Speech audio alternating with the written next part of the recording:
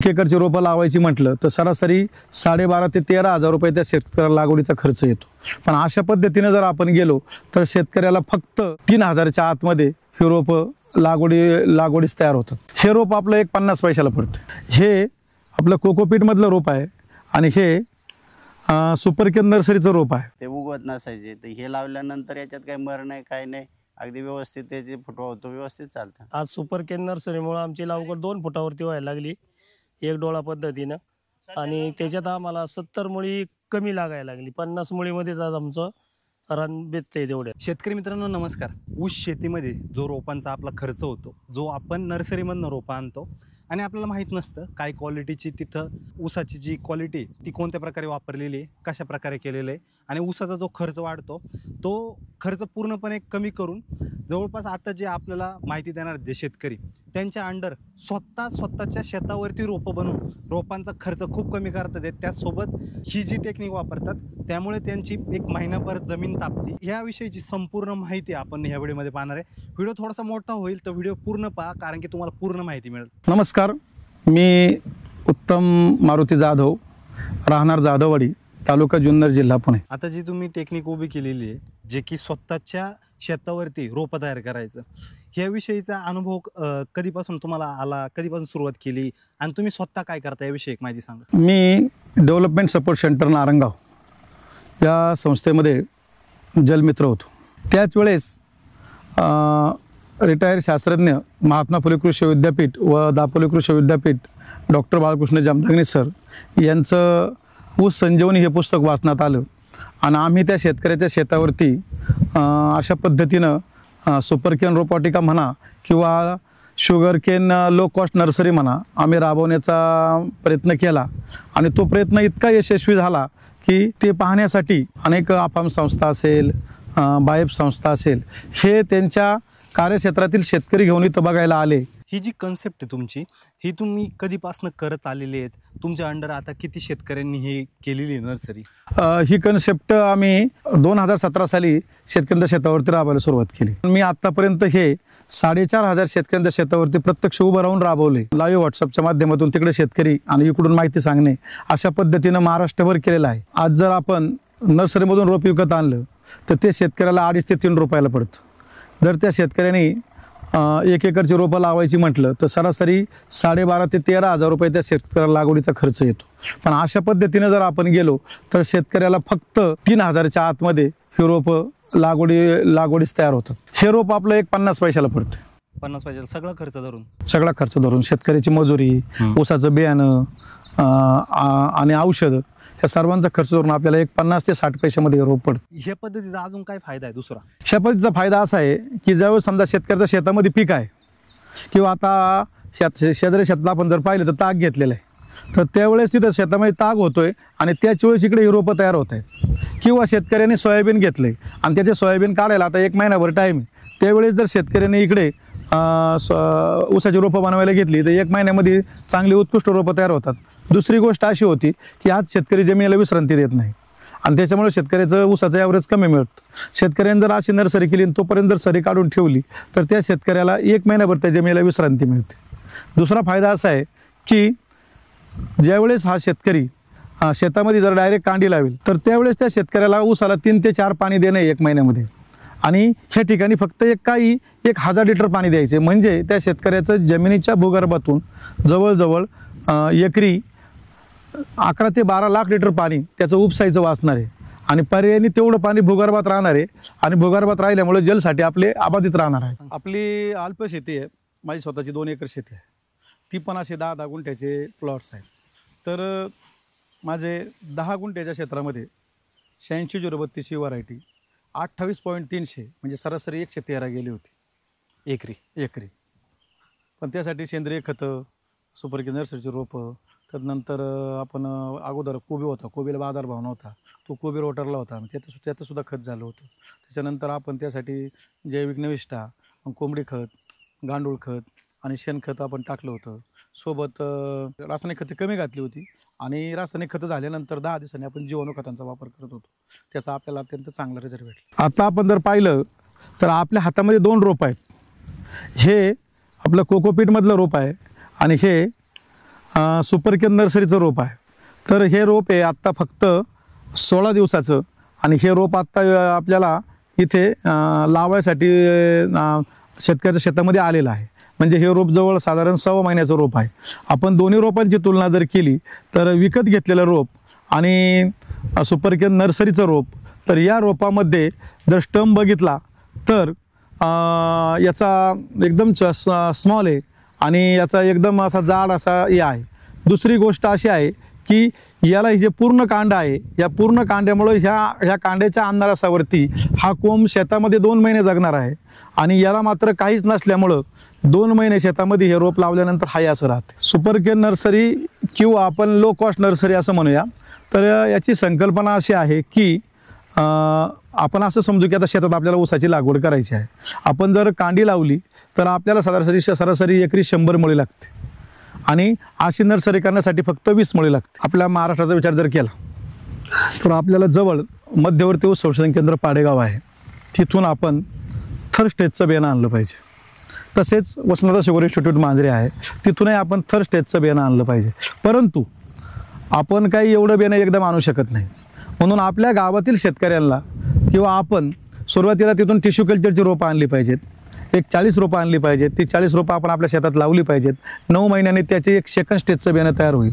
ते आपल्या शेतात जर आपण 1 एकरवर लावलं तर त्यापासून भरपूर बियाणं तयार होईल आणि असं बियाणं आपल्या शेतात थर्ड स्टेजचं बियाणं गेल्यानंतर तो गाळपासाठी उत्कृष्ट ऊस होईल. अशी नर्सरी करताना असं जर थर्ड स्टेजचं बियाणं आपण जर आणलं तर आपल्याला एकदम उत्कृष्ट अशी रोपं तयार होतील आणि आपल्याला पुढं त्याचं उत्पन्न भरपूर मिळेल. बियाणं तोडताना आपल्या एक डोळा आणि एक विरुद्ध बाजू अशा पद्धतीने बियाणं तोडलं पाहिजे आणि ते तोडताना मुळाकडील बाजू लांब आणि वाढ्याकडील बाजू कमी, म्हणजे एक भाग मुळाकडील बाजू आपलं वाढ्याकडील बाजू 1 भाग आणि मुळाकडील बाजू 3 भाग अशा पद्धतीने ते बियाणं तोडलं पाहिजे. म्हणजे जो मुळाकडून येणारा अंधारस आहे तो वाढ्याकडे जातो, म्हणजे तो त्या डोळ्याला मिळतो आणि ते कांड असं पूर्ण असल्या कारणानं तो जो कोंब आहे 2 महिने त्याच्यावरती वाढतो आणि एक कणखर असं रोप तयार होतं आणि ते शेतात लावल्यानंतर पुन्हा त्या कांड्यामध्ये जो अंधारस आहे तो त्याला 1 महिनाभर पुरतो. हे पहा, ही मुळाकडील बाजू आहे आणि ही वाढेकडील बाजू म्हणजे इकडे हिला डोळा आहे. तर हे जे कांड आहे, हे जे अंधारस आहे, ह्या अंधारसाच्या याच्यावरती हा डोळा जगतोय आणि त्याच्यामुळं हा डोळा ताकदवान येतोय आणि रसभरीत येतोय. याच्या उलट काय होतं की आपण जेव्हा नर्सरीतून रोपं विकतचे आणतो त्याला मायच नसती, ह्या अंधारच घ्यायला त्याला ताकदच नाही. याला जेव्हा अंगची मुळी सुटेल तेव्हा तिथून पुढं ही काडी जाड व्हायला सुरुवात होईल. हा दोन्हीमधला अत्यंत मूलभूत फरक आहे. एकरी तुम्हाला रोपवाटिका बनवण्यासाठी किती लागतं बियाणं? तर आपल्याला एक 700 किलो बियाणं लागते किंवा 300 किलो पण लागते. आता प्रत्येक शेतकरी लावतोय कसं याच्यावर, परंतु ह्या सर्वामध्ये 5x2 ही जी मेथड आहे ही सर्वात चांगली आहे. कारण त्यामुळं आपल्याला सरासरी 45,000-45,000 ऊस गाळपापर्यंत आपल्याला मिळण्याची त्याच्यामध्ये आपल्याला चांगल्या पद्धतीने भेटतं. आपण आपल्या शेतावरती बियाणं आणलं, बियाणाची कटिंग कशी केली पाहिजे, कशाने करतो? हे पहा, बियाण्याची कटिंग हे आपण कोयत्याने करतो सुपर केअर नर्सरीमध्ये. जातीनुसार ही सुपर केअर नर्सरी बनवताना आपल्याला अंतर कमी जास्त लागतं. 86-032ची जर केली तर एक ट्रॅक्टरचा 6 फुटाचा सारा पाडला आणि त्याची जर 25 फूट लांबी असेल तर 1 एकरची त्याच्यामध्ये रोपं उत्कृष्ट बसतात.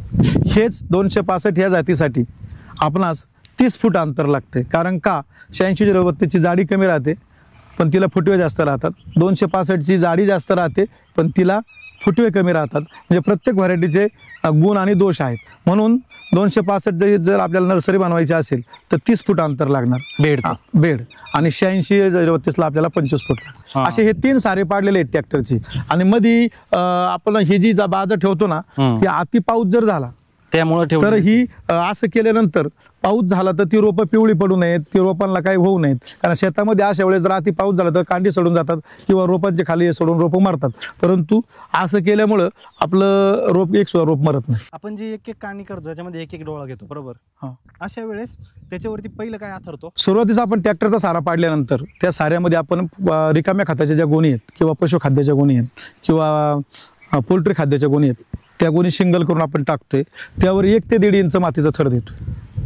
तो दिल्यानंतर त्यावरती अशा पद्धतीनं आपण बियाणं तोडतोय की मुळाकडील बाजू लांब, वाड्याकडील बाजू कमी, 1 भाग वाड्याकडील बाजू, 3 भाग मुळाकडील बाजू.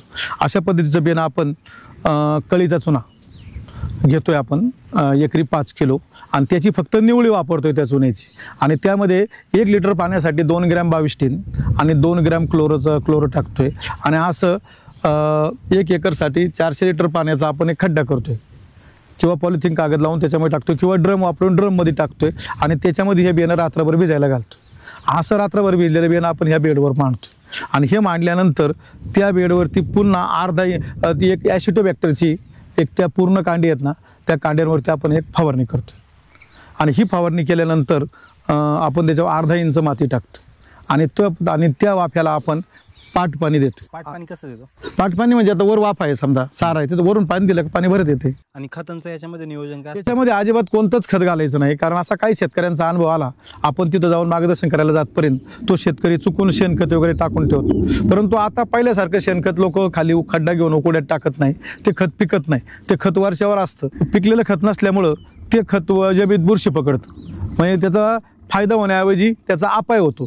त्याऐवजी आपण जर गांडूळ खताची एखादी गोंद जर टाकली तर चांगलं आहे, पण असं आपण कोणतंही खत जरी नाही घातलं कारण हे 21 दिवसामध्ये लावायला येते 21 ते 22 दिवसामध्ये, त्याच्यामुळे याला काही कोणत्या खताची काय अशी आवश्यकता आहे असं काही वाटत नाही कारण मी एवढं शेतकऱ्यांच्या शेतावरती घेतलंय मी बहुतेक शक्यतो कोणाला खत टाकून देत नाही। आणि फवारणी याच्यामध्ये काय घ्यावी लागते? आता ही रोपं समजा जर पाऊस असेल तर अति पाऊस तर पिवळी पडण्याचा थोडाफार धोका असतो, तर त्यावेळेस आपण एक 15व्या-16व्या दिवशी म्हणजे आता जे तुम्ही रोपं पाहताय आता ही एक 14-15 दिवसाची रोपं झालेली आहेत, या स्टेजला आता ही हिरवीगार आहेत यांना काही गरज नाही, पण जर चुकून पिवळी पडली तर आपण एक माचीची काडी पेटी 19-19 याला स्प्रे घेतला तर ती रोपं मस्त हिरवीगार होतं, एवढंच घ्यायचं। याच्यामध्ये दुसरी फवारणी नाही, खत कोणतं काही नाही? नाही, काही घ्यायचं नाही। ही रोपं आपल्या नर्सरीवरती तयार झाल्यावरती किती दिवसानंतर आपण लागवड करू शकतो?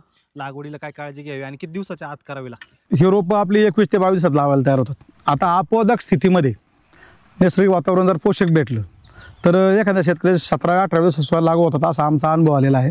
तर ही इथे जी बाजूने मुळी फुटते ही मुळी 17व्या-18व्या दिवशी झाली होती जी 21-22 दिवसांनी येते, तर आपण पण शक्यतो सरासरी 21-22 दिवसांनी आपण लावायला सुरुवात केली पाहिजे। आता ह्या ज्या मुळ्या आहेत ह्या फक्त कांड धरण्यासाठी आहेत जमिनीत, परंतु याला जी मुख्य मुळी येते आणि ही मुळीच जमिनीत जाते मगच त्याच्यावरती अंदरच घेते मग ऊस वाढतो। 500 रोपांमधल्या एक 2-4 रोपांना कुठं कुठं दिसायला लागली का ती रोपं आपण काढून घ्यायची आणि शेतात लागवड करून घ्यायची, शेतात जाऊन ती मुळी सुटते आणि ती शेतामध्ये शेट होते आणि ही नंतर मुळे ह्या नंतर काय उपयोगाच्या नाहीत, ह्या फक्त सुरुवातीला कांड धरण्यासाठी आहेत। याला जी मुळी येते ती महत्वाची आहे। मी कैलास परशुराम बांगर बोरी खुर्द साळवाडीचा रहिवासी शेतकरी।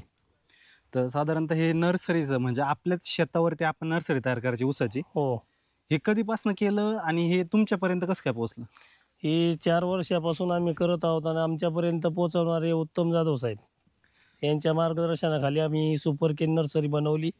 त्यातून आम्हाला लागणारं जे बियाणं आहे ते बियाण्याचा 50% फायदा झाला। म्हणजे पहिली लागवड कशी करत होते? पहिली लागवड आम्ही 2 टिपरी पद्धतीने करत होतो, 2 डोळा पद्धत। त्या लागवडीमध्ये एकरी आम्हाला साधारण 120 मुळी लागत होती। आज सुपर केन नर्सरीमुळे आमची लागवड 2 फुटावरती व्हायला लागली 1 डोळा पद्धतीनं आणि त्याच्यात आम्हाला 70 मुळी कमी लागायला लागली, 50 मुळीमध्येच आज आमचं रान बेततंय तेवढ्यात। मग त्याचा खर्च किती कमी झाला बियाण्यांचा? साधारण बियाण्याचा 5 ते 6 हजार रुपये खर्च कमी झाला। हे सुसज्ज असं आलेलं रोप हे निवड करूनच लावलं जातं, याच्यातून कुठल्याही प्रकारची मर होत नाही, काय होत नाही। उत्पन्न साधारण तसं सुपर केननी पण तेवढंच निघतंय गळीत आणि तुम्ही टिपरी पद्धतीने काढले तरी साधारण 75 ते 80 टनाचं मोकळे निघून जातं तुमचं ॲव्हरेज 75-80? हो। मंडळी आपण आता दुसऱ्या शेतावरती आलेलो आहे आणि इथे जी नर्सरी बघतोय आता हे ह्या शेतकऱ्यांची। तर साहेब तुमचं परिचय करून द्या, नाव सांगा, तुमचा पत्ता सांगा दोघांनी। मी सुरेश द्वारकू शिंदे बोरी खुर्द साळवाडी तालुका जुन्नर जिल्हा पुणे। मी दिनकर नारायण शिंदे तारंगेश्वर कृषी बचत गटाचा अध्यक्ष आहे। आम्ही 3 वर्षापासून 4-5 वर्ष झाली। तुम्ही 4-5 वर्षापासून? आम्ही 3 वर्ष झाली, 3 वर्षापासून म्हणजे 2 वेळा बियाणं तयार केले आणि लागवड केली। साधारणतः 1.5 वर्षाच्या ऊसाचं तुम्ही उत्पन्न घेत असताना 8 साल ऊस घेता ना? 8 साल ऊस। किती एकरची बनवली? हे 2 एकर क्षेत्रासाठी बनवले। 70 मुळी केली मी, साधारण 15 ते 16 हजार हुंडी तयार होते। पहिले तुम्हाला किती 2 एकराला किती लागत होतं बियाणं? साधारण 2 एकराला 250 ते 250 मुळे धरून चालायची। आणि आता किती लागली? आता साधारण एकरी 40 मुळे लागते, 35 म्हणजे ते 2 40 एकराला मुळे। 80च्या आसपास। हा, 2 एकरला 70 ते 80 मुळी. आता मी 70 मुळीचं रोप बनवलं. याच्यात पैसे वाचतात, खर्च वाचतो, वेळ वाचतो, माणसांची बचत होते. माणसांची बचत होते, पाण्याची बचत होते.